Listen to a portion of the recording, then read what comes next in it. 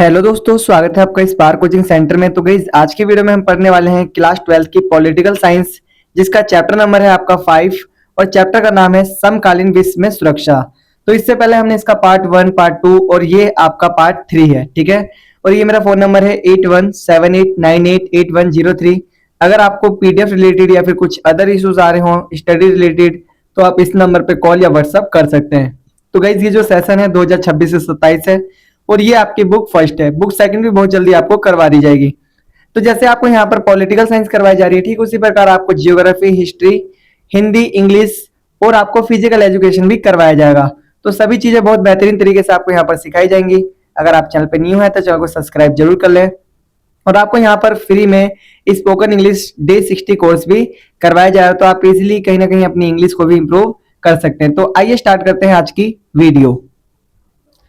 तो देखिए, question number 23 है, तीसरी दुनिया के देशों और विकसित देशों की जनता के सामने मौजूद खतरों में क्या अंतर है। अब यहाँ पर हमें बताना है कि जो विकसित देश है और जो विकासशील देश हैं, उन दोनों के बीच ऐसे कौन से खतरे हैं जो दोनों के अलग अलग है।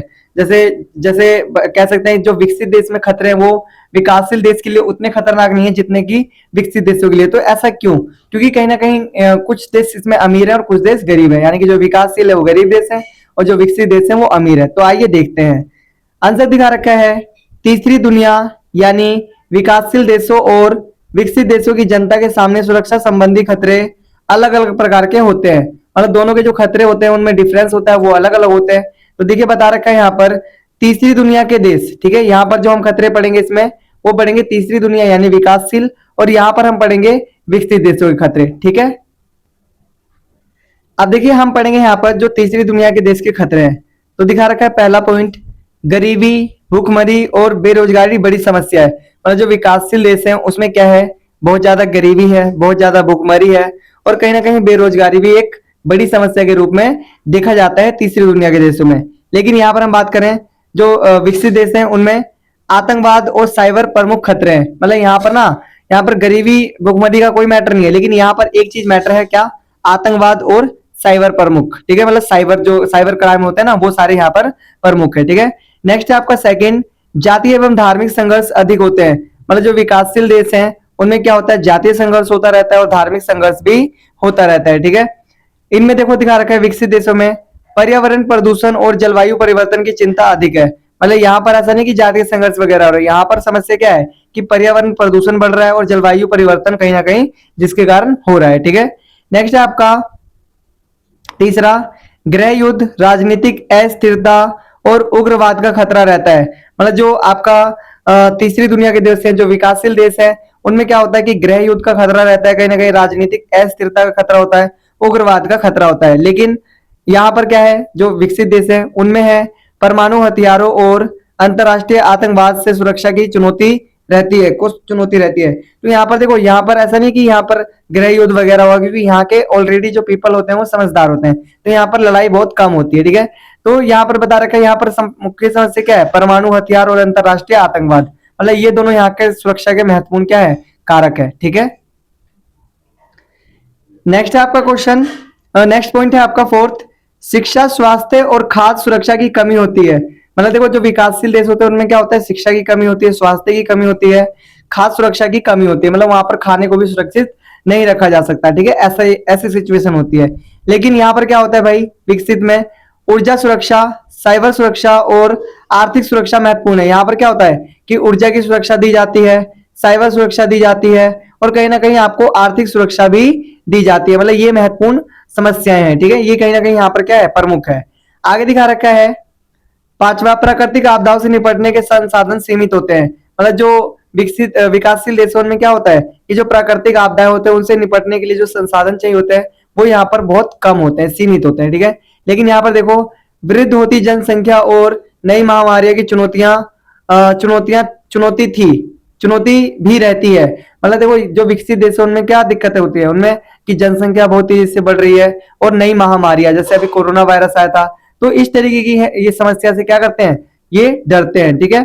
नेक्स्ट है आपका, तो ये मेरा फोन नंबर है 8178988103। आप इस नंबर पे कॉल कर सकते हैं अगर आपको पीडीएफ रिलेटेड या फिर स्टडी रिलेटेड कोई भी प्रॉब्लम हो तो, ठीक है। आगे देखिए छठा पॉइंट, आगे देखिए दिखा रखा है इसमें। छठा, विकास और मूलभूत सुविधाओं का अभाव सुरक्षा को प्रभावित करता है। मतलब यहाँ पर ना कहीं जिस तरीके से विकास होना चाहिए वो नहीं हो पाता, क्योंकि उनके लिए सुविधाएं नहीं होती, और जो मूलभूत आवश्यकताएं होती हैं, ठीक है, उनका क्या होता है, उनमें कहीं ना कहीं अभाव होता है, मतलब मिलती नहीं चीजें। ठीक है, जैसे अगर किसी आम व्यक्ति को देखा जाए तो क्या चाहिए, अस्पताल, सड़क। तो जहां पर ये चीजें नहीं होंगी तो वो व्यक्ति कहाँ से विकास कर पाएगा। ठीक है, और देखो यहाँ पर विकसित देश में उन्नत तकनीक के कारण डिजिटल सुरक्षा की चुनौतियां अधिक होती है। मतलब कहीं ना कहीं आपने देखा हो साइबर क्राइम जो होता है वो कैसे होता है, वो इन्हीं के कारण तो हो रहा है, डिजिटल। तो ये लोग ना, इनको विकास या सुविधाओं से इम्पैक्ट नहीं पड़ता है, इनको इम्पैक्ट पड़ता है किससे, डिजिटल सुरक्षा से। ठीक है, आगे देखिए दिखा रखा है इसमें निष्कर्ष।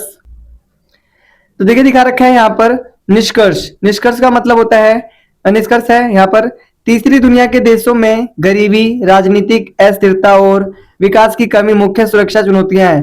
मतलब जो तीसरी दुनिया है, जो विकासशील देश है, उनमें जो मुख्य चुनौतियां हैं वो है गरीबी, ठीक है, राजनीतिक अस्थिरता और विकास की कमी। जबकि विकसित देशों में आतंकवाद, साइबर सुरक्षा, पर्यावरण और आर्थिक सुरक्षा प्रमुख चुनौतियां हैं। और दोनों की जो चुनौतियां क्या है, डिफरेंट है। ठीक है, इसलिए दोनों के सुरक्षा संबंधी खतरों को और प्राथमिकताएं अलग अलग है।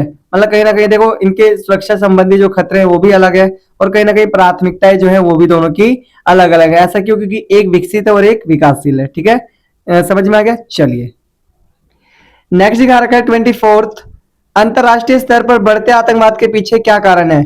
जो अंतरराष्ट्रीय स्तर पर इतने सारे आतंकवाद बढ़ रहे हैं उसके क्या रीजन हैं, ये आपको यहाँ पर डिफाइन करना है। तो देखिए दिखा रखा है, अंतरराष्ट्रीय स्तर पर आतंकवाद आज विश्व की सबसे बड़ी चुनौतियों में से एक है। मतलब आतंकवाद एक तरीके से इतनी प्रमुख चुनौती बन गई है कि लगभग पूरा विश्व क्या है इससे दहशत में। ठीक है, इसके बढ़ने के एक प्रमुख कारण निम्नलिखित है। ये क्यों बढ़ता है इसके कारण देख लीजिए आप।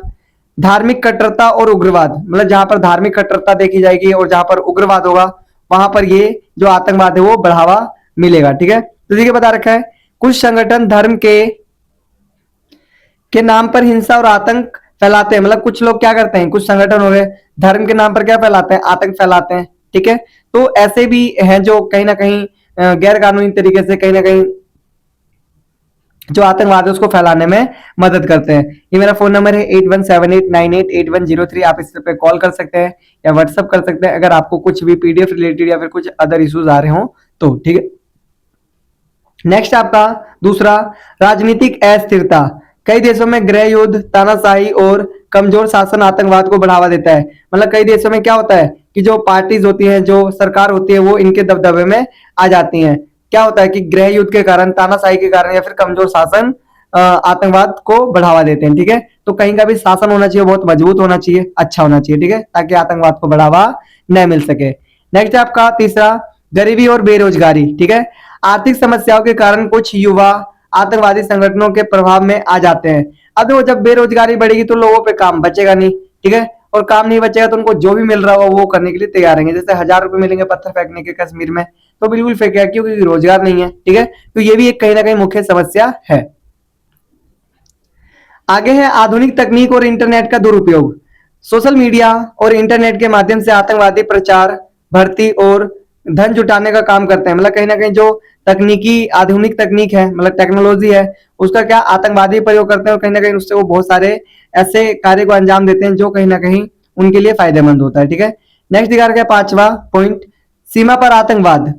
कुछ देश या संगठन आतंकवादी समूहों को प्रशिक्षण, हथियार और आर्थिक सहायता प्रदान करते हैं। मतलब कुछ देश क्या करते हैं, इन लोगों को क्या देते हैं, पैसा देते हैं, साथ साथ हथियार भेजते हैं, ताकि कहीं ना कहीं ये और ज्यादा आतंकवाद को बढ़ाया जा सके। आगे दिखा रखा है छठा, अवैध हथियारों और धन की उपलब्धता। बता रखा है हथियारों की तस्करी और अवैध वित्तीय सहायता से आतंकवादी गतिविधियां बढ़ती हैं। मतलब जब आतंकवादियों के पास पैसा पहुंच जाता है, ठीक है, तो जाहिर सी बात है जब किसी के पास पैसा आता है तो वो कुछ ना कुछ तो करेगा ही। तो आतंकवादी क्या करते हैं, उससे पूरे देश का जो उनकी संस्था चल रही होती है आतंकवादी वाली, उसको चलाने का कार्य करते हैं। ठीक है, नेक्स्ट देखो दिखा रखा है, बता रखा है अवैध हथियारों, ये तो हमने पढ़ लिया था। ठीक है, नेक्स्ट निष्कर्ष, अंतरराष्ट्रीय आतंकवाद से निपटने के लिए सभी देशों को आपसी सहयोग, खुफिया जानकारी साझा करने, आतंकवाद के वित्तीय पोषण पर रोक लगाने और शांति तथा विकास को बढ़ावा देने की आवश्यकता है।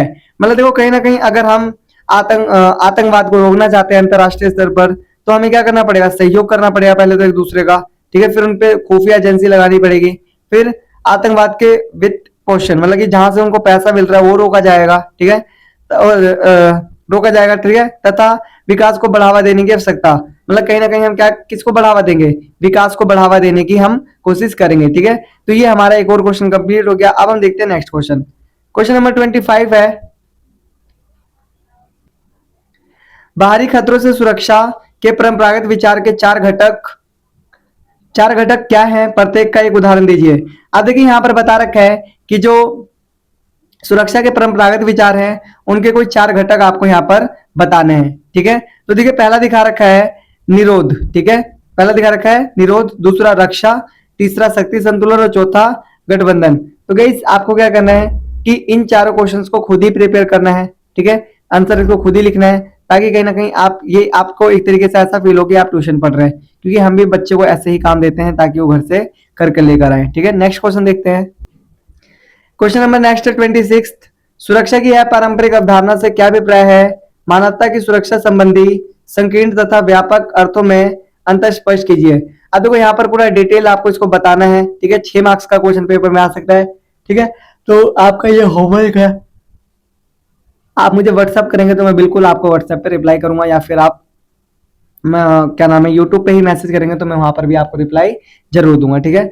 नेक्स्ट है भाई, सुरक्षा की पारंपरिक अवधारणा और अपारंपरिक अवधारणा में अंतर स्पष्ट कीजिए। जो सुरक्षा की पारंपरिक धारणा है और जो अपारंपरिक धारणा है उसमें आपको क्या बताना है, अंतर स्पष्ट करना है, डिफरेंशिएट बताना है, ठीक है। नेक्स्ट है आपका, दोस्तों वीडियो के अंत तक जरूर बने रहें क्योंकि लास्ट में मैं कुछ इंपॉर्टेंट चीज बताऊंगा, ठीक है। आगे देखो क्वेश्चन नंबर 28 है, कुछ ऐसे अंतरराष्ट्रीय चुनौतीपूर्ण मसलों का वर्णन कीजिए जिनसे तभी निपटा जा सकता है जब सभी देश साथ मिलकर कार्य करें, ठीक है। तो ये आपको खुद ही करना है। Thank you for watching. अगर वीडियो पसंद आई हो तो वीडियो को लाइक करें, शेयर करें, कमेंट करें, और चैनल पर न्यू है तो चैनल को सब्सक्राइब करें। साथ ही साथ गाइस मैं आपको बता दूं कि इनके अगर आपको आंसर चाहिए तो आप मुझे व्हाट्सएप पे आप मुझे कॉल कर सकते हैं इस नंबर पे, या फिर व्हाट्सएप कर सकते हैं, मैं इनके भी आंसर भेजने की कोशिश करूंगा, ठीक है। तो मिलते हैं फिर नेक्स्ट वीडियो में इसी तरीके की बेहतरीन वीडियो के साथ। तब तक के लिए टाटा बाय बाय, जय हिंद, जय भारत।